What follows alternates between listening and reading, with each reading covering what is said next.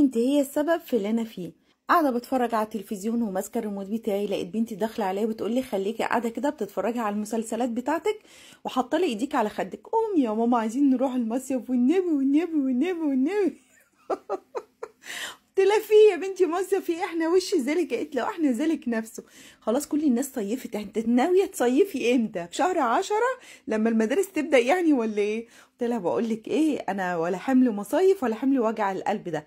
قلت لك نروح في شرم الشيخ، نطلع كده في فندق، نقعد مرتاحين. انت غاويه وجع قلب. قالت لي لو النبي ماما عايزه اروح مطروح عشان ابقى كده مع اصحابي، ونبقى كمان ايه كلنا كده معاهم ونتفسح بقى ونتصور ومش عارفه، وقرايبنا واصحابنا كلهم رايحين مطروح. بص احنا هنطلع معاهم في الفوج اللي هم طالعينه كده مع بعض. قلت لها نعم يا ماما. فوج ايه يا روح ماما؟ قالت لي لا ماليش دعوه. المهم بصراحة هم يعملوها الصغيرين ويقعوا فيها الكبار زي ما انتوا شايفين كده. بتمرمطة في المطبخ، ها بتمرمطة من قبل ما اجي ومتمرمطة هناك زي ما انتوا شايفين كده. كنت عمالة بفضي كل الحاجة اللي انا جبتها معايا. ترمس طول ما هم قاعدين بقى في البيت، ماما بنتي دي برضه هي برضه اعمل لنا ترمس. حاضر، عملت ترمس وحطيته كده في الفريزر زي ما انتوا شايفينه، وخدته معايا في كيس. عملت جوزي بقى انا عايز بليله، حاضر هعمل لك يا حاج، بس كده ده انت تؤمر يا باشا. برضه عملت بليله زي ما انتوا شايفين كده، وفكيت بقى الاكياس وحطيت عليها ميه، حطيتهم في علب وحطيت عليهم ملح وكمون وشطه زي ما انتوا شايفين كده. وفضيت برضو جبنه كنت شاريها كده في كيس بالشيتش بتاعها، وفضيتها كده في علبه. وخدت معايا شاي، وخدت معايا كمان تونه، وخدت معايا بالرغم من انا عامله فول ومدمساه وبيعشقوه عشق كده، بس لقيت ابني كده طالع لي بيقول لك يا ماما انا جبت لك علبه فول. يا حبيبي ما انا مدمسه فول. لا الفول ده بالحمص مش اي فول. حاضر يا حبيبي.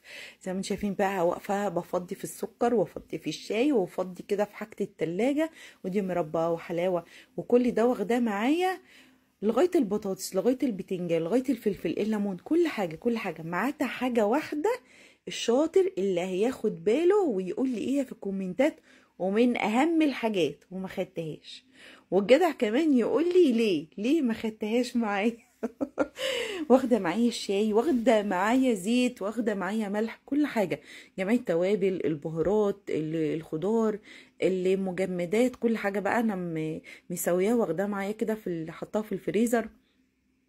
كل ده طبعا بياخد من صحتنا والله وقتنا ومجهودنا، بس هنعمل ايه؟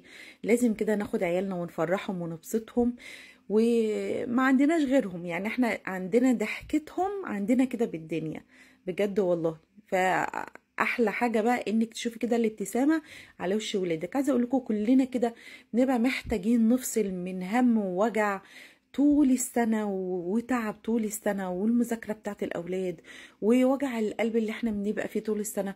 بنيجي بقى نريح لنا كام يوم كده في أي مكان نستجم فيه ونروح المصيف ونشوف عيالنا بقى كده مبسوطين عندنا كده بالدنيا. ما تنسوش بقى تكتبوا لي في الكومنتات ايه اللي